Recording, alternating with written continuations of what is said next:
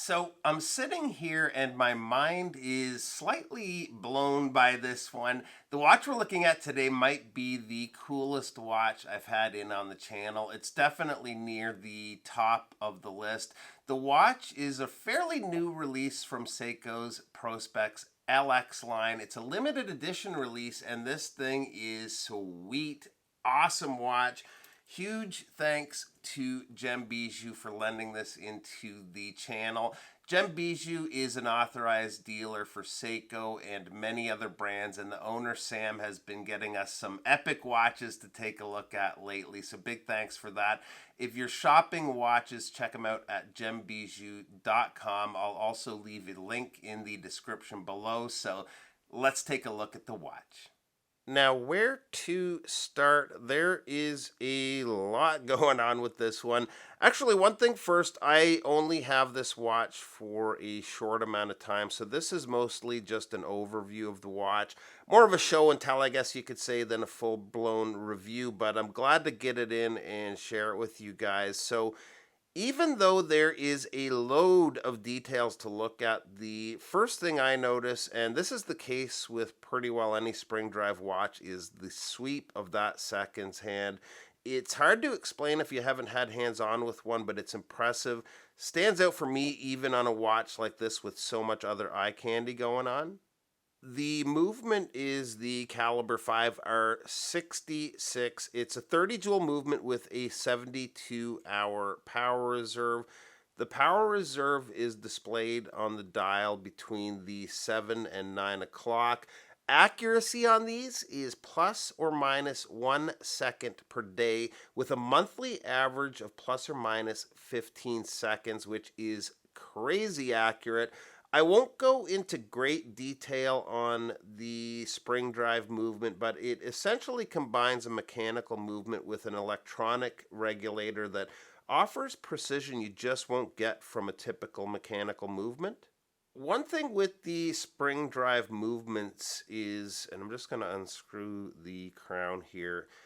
So one thing with the movements, the spring drive movements, is the winding action. It is not the smoothest feel. Once you know what to expect, it's not a problem at all, but it might throw you off a little bit at first. I know it did for me.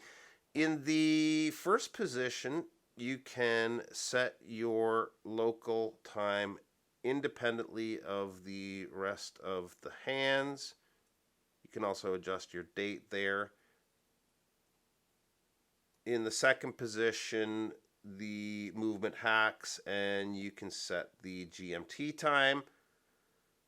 The bezel can be used to track a third time zone. It's a friction bezel. Got a good amount of resistance. It's easy enough to turn still, but not so easy you'll be accidentally bumping it out of place. The dial is a gradient dial transitioning from blue to black. It's meant to represent the gradient change from the blue to black of the stratosphere. I think it looks really sharp, especially with the black and blue bezel. So over at the 3, we have the date. The date is framed in stainless steel. We've got a really good looking handset, although that sweeping seconds kind of steals the show a little bit in that department. The lume is kind of a given with Seiko at this point, especially on their sports watches, and this is rock solid. Not a lot of companies seem to be able to pull it off, but even the lumed bezel is good and strong. The case is a familiar design we've seen from Seiko. It's a titanium case, so even though it's a bulky watch, the weight isn't bad. Finish work is top notch with their Zaratsu polishing. It's a bigger watch at 44.8 millimeters in case width. The lug to lug is a little over 50 millimeters. It's chunky in its thickness at 14.7 millimeters, and the lug opening is 22 millimeters. Crystal on this watch is sapphire, and the water resist is 100 meters. The bracelet is pretty good. Seiko kind of lacks in their bracelet sometimes, but this one isn't bad at all. It is titanium like the case, and I find titanium bracelets tend to feel not as solid, but that's kind of the nature of the beast with the lighter weight material. Overall, the bracelet is quite nice though, and I do really like the look, especially with the kind of angular links that they're using. The clasp is a milled clasp. It's milled titanium, and we do get a micro adjust. It's kind of cool, but it's actually released using the same two buttons you use to release the clasp. Works pretty good, and the clasp, when it is closed, is quite thin too.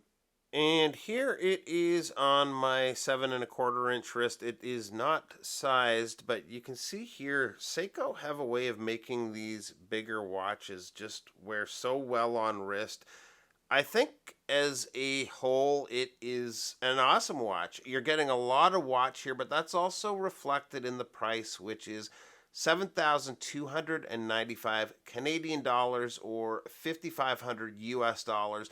This, by the way, I don't think I mentioned it, is limited to only 400 pieces. So very cool watch to get to spend a little time with. Thanks again to Gem Bijou for lending this in. Link to their site will be below. Thanks for stopping by, and we'll see you real soon. Bye-bye.